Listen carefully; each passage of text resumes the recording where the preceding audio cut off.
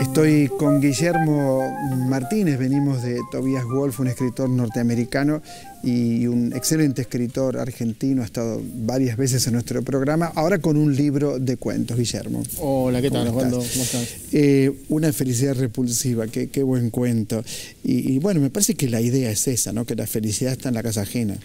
Sí, bueno, el cuento sobre todo se trabaja a partir de ese cliché y sobre todo de la cuestión de que se desconfía también de esa felicidad, ¿no? O sea, uno tiende a pensar que detrás de toda felicidad hay algo oculto, algo vergonzante, algún secreto, alguna grieta.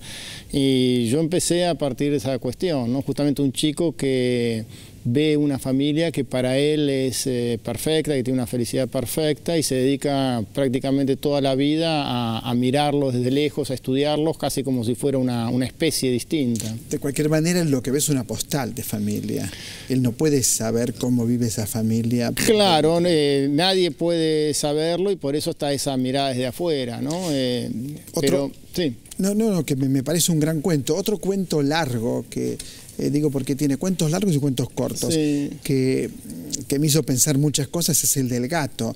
Tiene algo del bebé de Rosemary de Polanski. Exactamente, sí, hay algo de ese mundo un poco claustrofóbico alrededor de la gestación de un bebé y con algo así como un crimen oculto que es la desaparición del gato, ¿no? En una casa de varios departamentos. No, en ese cuento me interesaba esa transmutación que había entre el llanto del gato a la noche y lo que luego va a ser el llanto de ese bebé que nace. Y curiosamente cuando terminé el cuento y me fui a fijar, porque tiene que ver con un chico que nace prematuramente, encontré que hay justamente una enfermedad médica que se llama el síndrome o el llanto del gato, que es como un síntoma de una deficiencia mental en los niños nacidos prematuramente, y que tienen el llanto, en vez de tener el llanto habitual de un bebé, tiene un llanto más corto y agudo, y la enfermedad fue descrita inicialmente como la enfermedad del llanto del gato. Ahora, es interesante cómo lo fantástico irrumpe, lo fantástico, lo misterioso, lo enigmático irrumpe en tu literatura, tanto en el llanto del gato, ¿no? Como en el personaje de una vieja siniestra, así digamos, no decís la palabra siniestra, pero es una vieja que tiene este gato, como en una felicidad repulsiva. Y en otro cuento que me impactó mucho, que tiene que ver con un pito masculino, ¿no es cierto? Sí, sí. Y no precisamente con lo erótico. Sí, lo que toda niña debe ver. Exactamente. Es como que permanentemente tus cuentos sorprenden. Hay un clima realista y de pronto ocurre algo que el lector dice, ¿por qué agarró por este camino? ¿No? Y este camino es lo más valioso, me parece. Sí, bueno, a mí siempre me interesó eso en la literatura, que la inminencia de algo extraño, que a veces eso extraño tiene que ver con la locura, con la pesadilla, con el borde de lo fantástico, ¿no? Nunca caigo del todo en la explicación fantástica, pero siempre hay una opción también hacia esa posibilidad. Porque bueno, me parece a mí que eso es lo que vuelve interesante la literatura, ese es como el acto de ilusionismo de la literatura que también a mí me interesa como lector. Eso tiene mucho que ver también con la tradición de libros en los que uno se forma. A mí la parte de la literatura que siempre más me interesó es la que tiene que ver, bueno, con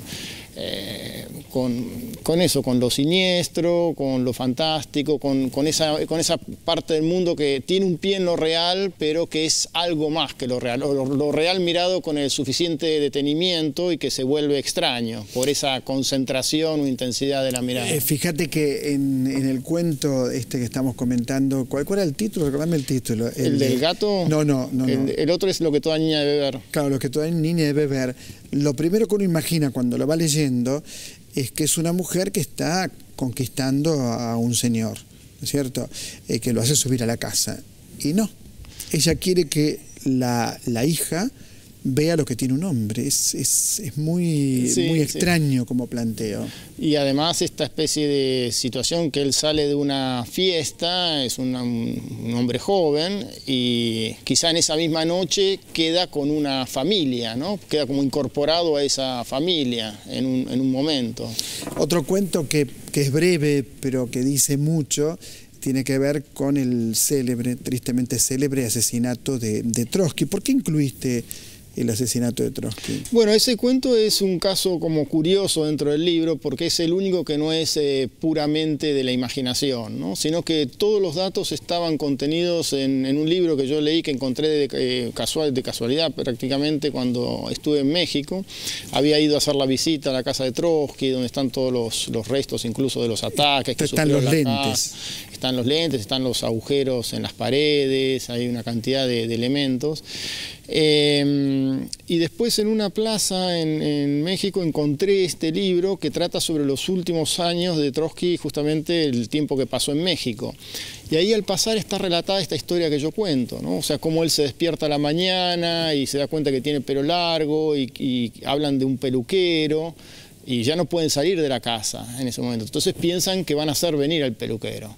Y realmente lo que ocurrió en el final, es decir, después del ataque que sufre Trotsky a la tarde, lo llevan al hospital y cuando la enfermera se acerca a cortarle por atrás el pelo para una trepanación de urgencia, él le dice a la mujer, el peluquero llegó. Eso estaba contado en el medio de una cantidad de otros datos. Y a mí me pareció que era un cuento, un ready-made, ¿no? Un cuento perfecto, ¿no? Él se despierta a la mañana y piensa en un peluquero y a la noche está, digamos, operado y le dice a la mujer... Hace poco estuvo aquí en el programa Leonardo Padura, que escribió El hombre que amaba a los perros, donde cuenta toda la historia de Ramón Mercader y también ese momento. No recuerdo si está el peluquero, creo que no, creo que eso es original de tu cuento, pero sí, bueno, ese momento donde quien mata a Trotsky es el novio de una compañera de militancia. La había seducido a la secretaria para infiltrarse, ¿no? Claro. ¿Hay algún común denominador que vos veas en una felicidad repulsiva en todos estos cuentos, además de lo que estamos hablando? No, son cuentos que yo escribí a lo largo de más de 10 años. Incluso hay un cuento de mi juventud, de cuando tenía 25 años, no voy a decir cuál, ¿no? Hay una frase de Gandolfo que dice: nada como poner un cuento viejo en un libro nuevo para que sea el único que te elogien. Pero todos los demás son cuentos que escribí desde el 2000 hasta ahora, ¿no? Incluso Un gato muerto, del que hablábamos antes, lo terminé muy poco antes de que se publicara. Y yo creo que lo que es común es esto que vos mencionabas al principio, que en todos los cuentos hay alguna clase de suspenso, no un suspenso de tipo policial, sino un suspenso de la inminencia de algo extraño y en general tremendo que va a ocurrir a partir de una situación aparentemente cotidiana, tranquila, pero algo termina por ocurrir, ¿no? ¿Cuál fue el cuento que publicó New Yorker? Infierno Grande fue un cuento de mi primer libro. Que da título a un libro de cuentos. Sí, mi primer libro.